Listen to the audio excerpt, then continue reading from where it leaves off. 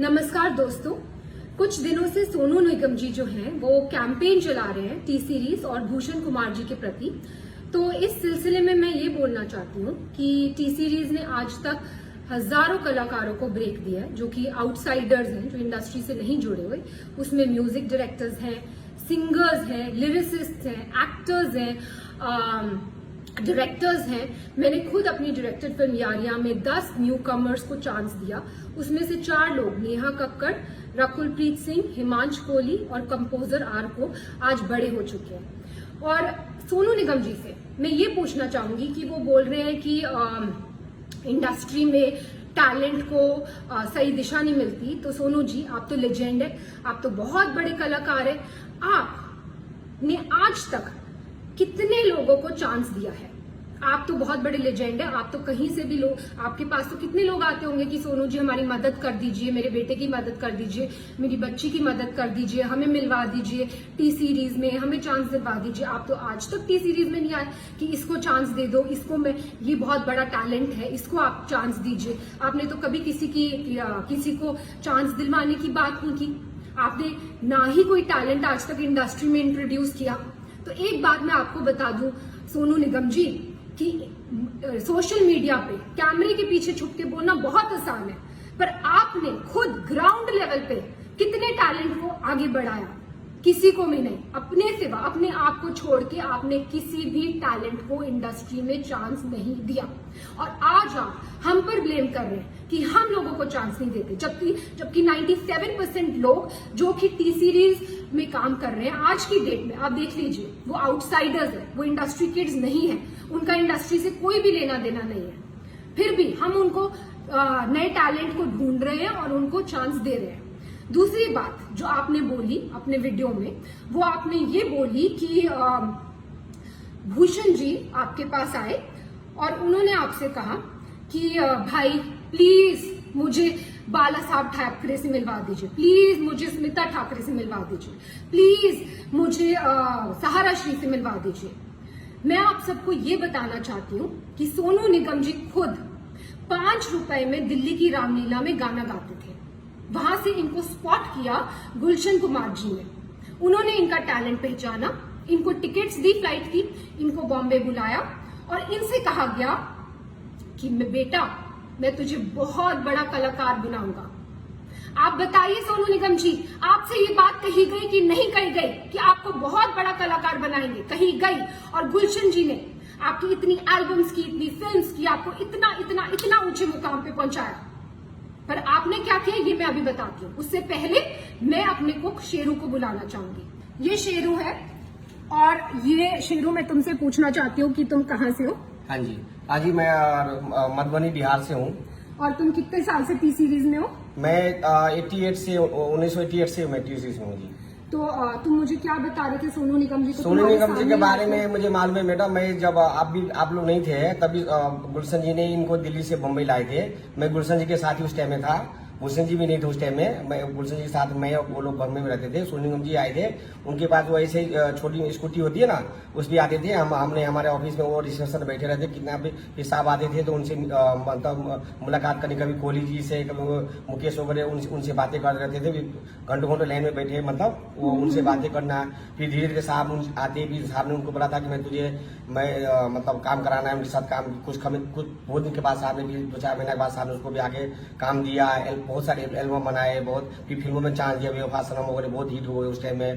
तो उनका बहुत बड़ा नाम बन गया। बहुत बड़ा नाम हो गया। मतलब जब से मतलब ये जो भी है आज, ये जो भी है सब गुलशन जी की वजह से ही है मेरे हिसाब में। हाँ जी। सोनू जी की आप जानते होंगे ये हमारे घर के कुक है और 88 से ये हमारे घर में।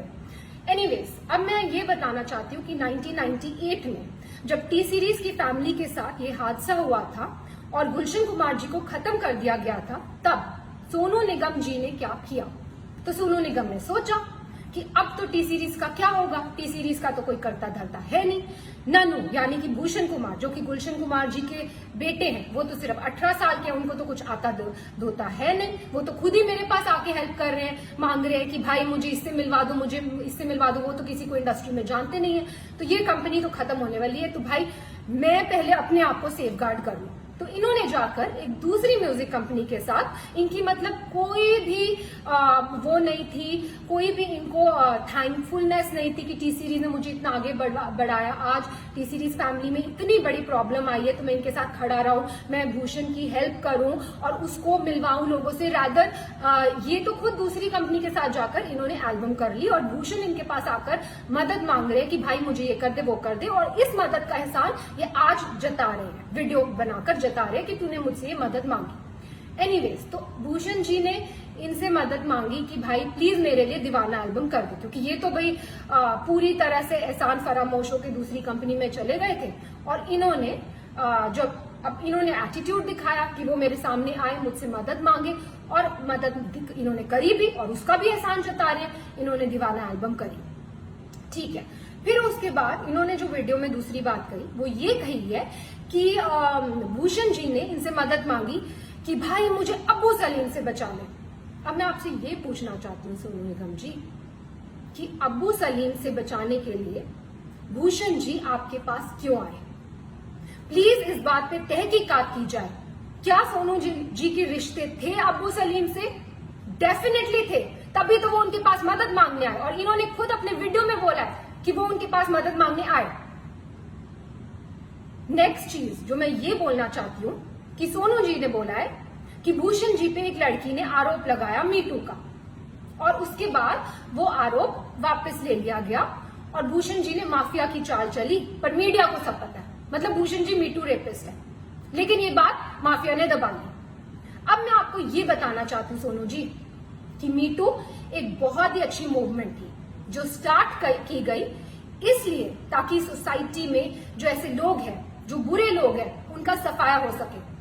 पर इस मूवमेंट का बहुत सारे ऐसे लोगों ने फायदा उठाया, पैसे ऐंठने के लिए, ब्लैकमेल करने के लिए, किसी को किसी से वेंजेंस है तो किसी लड़की के कंधे पे बंदूक रख के चलाने के लिए, और ऐसे ही हमें बहुत सारी ब्लैकमेलिंग कॉल्स आई मीटू के टाइम पर। उस टाइम पर हमने सिर्फ पुलिस की सपोर्ट ली, पुलिस की हेल्प ली, और पुलिस ने तहकीकात की और पुलिस ने ये क्लियर कर दिया कि ये तो सीधा सीधा ब्लैकमेलिंग का केस है। और पुलिस ने हमने पूछा कि क्या आपको कुछ करना है, कुछ मानहानि का दावा करना है या कुछ करना है। हमने डिसाइड किया कि नहीं, हम मीडिया तक में भी ये बात आउट नहीं करेंगे कि क्या हुआ है हमारे साथ। क्यों?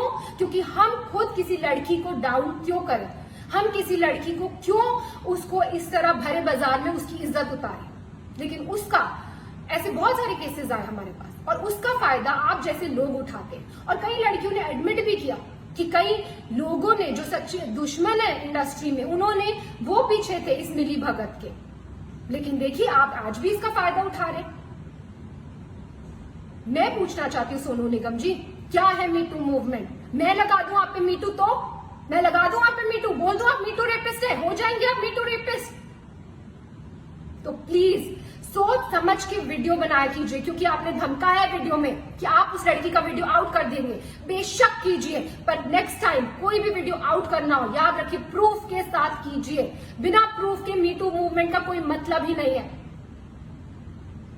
और कोई भी अगर बिना प्रूफ के कोई इल्जाम लगाता है, क्योंकि जब से आपने ही अपना वीडियो ऑन किया है तब से वापस हमारे पास ब्लैकमेलिंग कॉल शुरू हो गए, वापस कई लड़कियां उठ गई हैं कि हमें तो सोनू निगम जी से इंस्पिरेशन मिल गई है, हमें आप हमें काम दो, या तो हमें आप पैसा दो, नहीं तो हम आप पर ये कर देंगे। सिर्फ ये लड़कियां ही क्यों, बहुत सारे सिंगर्स और खड़े हुए हैं, वो कर रहे हैं, वो ऐसे ब्लैकमेल कर रहे हैं।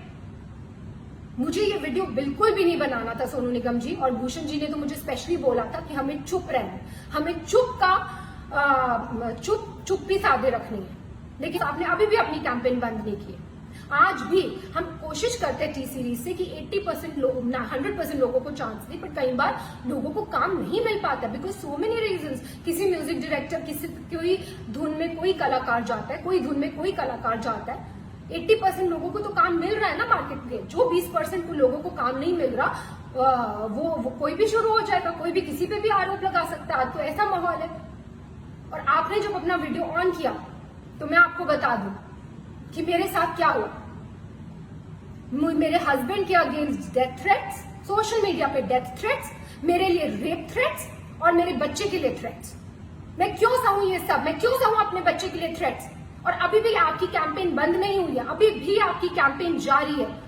आप इतने सारे सिंगर्स को अभी भी इकट्ठा कर रहे हैं और उनको एक गठबंधन बना रहे हैं और उनको बहका कर जिनको काम नहीं मिल रहा फॉर वट एवर रीजन्स, उनको काम इस बात में लगा रहे हैं, इस पब्लिसिटी लेने के ये मुद्दे में लगा रहे हैं कि उनके आपके साथ मिल जाए और टी सीरीज को हम कैसे खत्म कर दें, भूषण कुमार को हम कैसे खत्म कर दें। एक बात मैं आपसे कहना चाहूंगी सोनू निगम जी, आप किस टाइप की हैं ये तो आपकी बीवी ने क्लियर कर दिया था। उन्होंने खुद आप पे, आपको याद है, आपकी बीवी ने खुद आप पे इल्जाम लगाए हैं। प्लीज याद कीजिए उन इल्जामों को, आपने पब्लिकली जो आपकी बीवी ने आप पे इल्जाम लगाए थे और फिर आप दूसरों पे इल्जाम लगाइए। और मैं बिल्कुल, जैसे कि मैंने कहा, मैं बिल्कुल इस हक में नहीं थी कि मैं ये वीडियो बनाऊं, लेकिन इतनी मैं कश्मकश में हूं, क्या करूं, बनाऊं ना बनाऊं, ये सच्चाई लाऊं कि नहीं लाऊं। फिर मुझे फाइनली गीता से मुझे मेरा आंसर मिला। गीता में जब अर्जुन भगवान कृष्ण से पूछते हैं कि मुझे ये युद्ध नहीं लड़ना है, ये युद्ध लड़के किसका फायदा होगा, तो भगवान कृष्ण अर्जुन को समझाते हैं कि एक योद्धा के लिए धर्म से बढ़कर युद्ध लड़ने के अलावा और कोई बड़ी चीज नहीं है। अगर तुम युद्ध नहीं लड़ोगे तो तुम अपना यश गवाओगे, तुम्हारा अपयश होगा, संसार में लोग तुम्हारे अपयश की चर्चा करेंगे और तुम्हारे दुश्मन हर तरह के कटु वचन बोलकर तुम्हारा वर्णन करेंगे। और वही हो रहा है, सब लोग कटु वचन बोल रहे हैं, सारी दुनिया। जैसे कि मैंने बोला, मुझे रेप थ्रेट्स आ रहे हैं। तो मैं ये कहना चाहूंगी कि जितने भी आप सिंगर्स को, म्यूजिक डायरेक्टर्स को, जिनके पास आज कोई काम नहीं है, उनको आप भड़का रहे हैं, उनको भड़काना बंद कीजिए, क्योंकि अदरवाइज रणभूमि ओपन है। किसी को भी पब्लिसिटी के लिए इस रणभूमि में आना है, युद्ध ऑन है।